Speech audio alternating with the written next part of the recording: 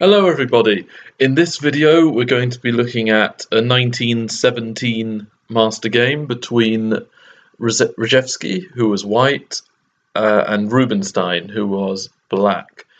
And this game started e4, e5, knight f3, knight c6, bishop c4. So we have the Italian game, as it's normally called. This is a very good line for beginners because it really has an intense focus on getting pieces out as quickly as possible and castling your king, centralizing, and so on. So this line was played a lot in this sort of time in the early 20th century and the late 19th. Recently, though, it still is played, but nowadays you have a lot more sharp openings coming up, such as the Sicilian defence and line to the Dutch and so on. So black plays bishop c5, castles, knight f6. So now, after knight c3, black could just copy, Rubinstein could castle, and then we have a symmetrical position. But instead, he played d6 and h3 was played. So h3 is a multi-purpose move. What it does on the plus side is it creates a bolt hole for the king on h2 in case way in the future there is a back rank checkmating idea.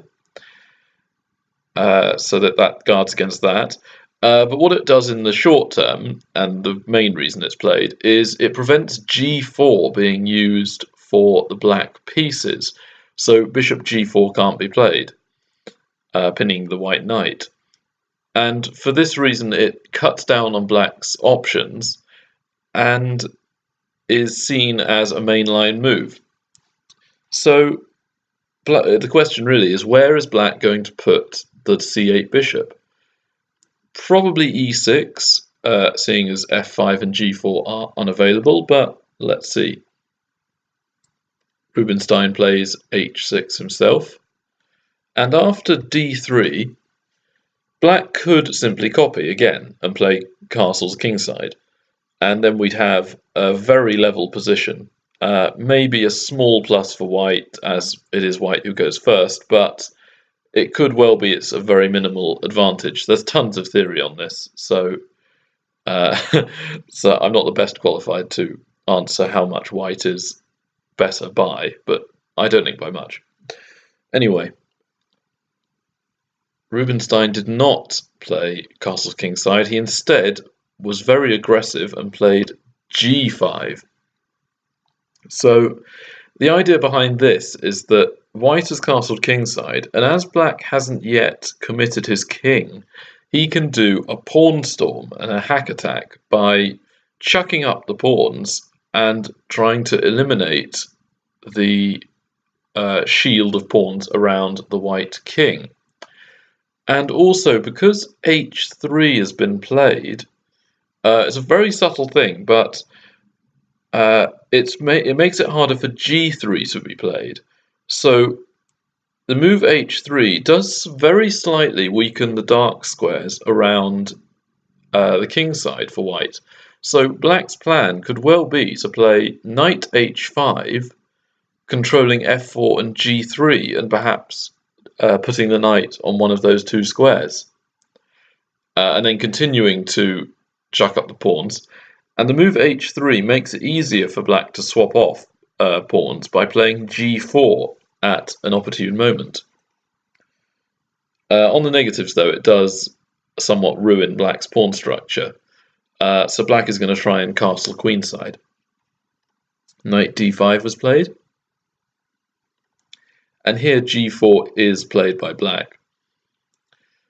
And Reshevsky in this game played a somewhat unusual move. What I think a lot of players would have done, myself included, is swap off, and then bishop takes g4, but white has bishop e3. And after a couple of captures, I would say that black does have a slightly better position, but maybe white can march the king over to the queen side. It sounds like a crazy thought, but if king king f2, rook a e1, king e2, king d1, king c1, it may look rather ridiculous, but if the white king can get over to the queen side, he's perfectly safe. And then black's pawn structure might be slightly worse than white's. Anyway, this is quite far removed from the game. Instead, Reshevsky went for an attack with knight g5.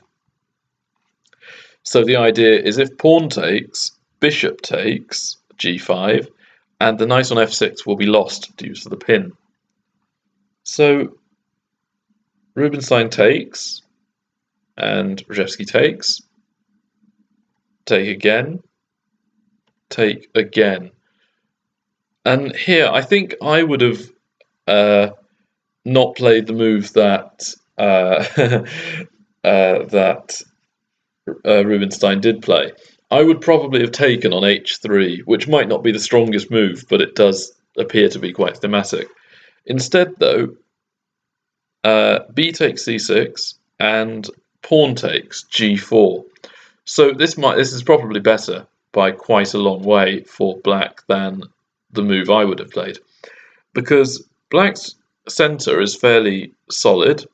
Okay, double pawns, but the king isn't really being attacked, and there's the open h file that the black rook is controlling. So this is, in the classic sense, a real hack attack. H-file attack, so all we need to do is just concentrate the black pieces on the H-file.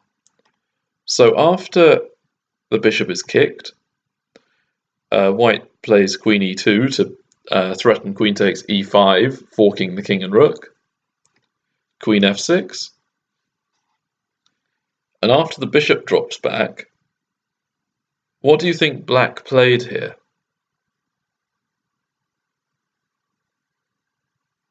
Yeah, it's a fantastic move.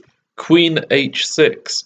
So it's threatening both h1 checkmate and h2 checkmate. So white needs to do something quickly. And the f-pawn is being pinned by the bishop on c5. So white can't even give a square to the king. So here, queen takes e5, bishop e6, and practically every move white makes is a checkmate in one or two moves.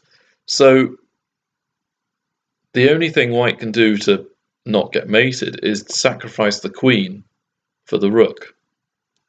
And after this, it's just a bit of a smashing from black onto the poor Reshevsky, because here all black needs to do is just coordinate. So he moves the king. c3 is played to try and, I think, play d4 to blunt the bishop. But now rook g8, bishop e3, bishop takes g4. So the queen, rook, and bishop are all pointing at the king. And if bishop takes c5, bishop f3 will checkmate very quickly. I think the longest white can stave off mate is only two moves. After rook e1, rook takes g2 check, king f1, and queen h1 mate. So white can't take the bishop. Instead, bishop d1 was played, trying to remove black's attacking g4 bishop. Bishop h3. Actually, queen h3 would have been quite funny, actually, to play. It's not the best move, though, but it's... I don't think it's the best move anyway, but it does look quite a lot of fun.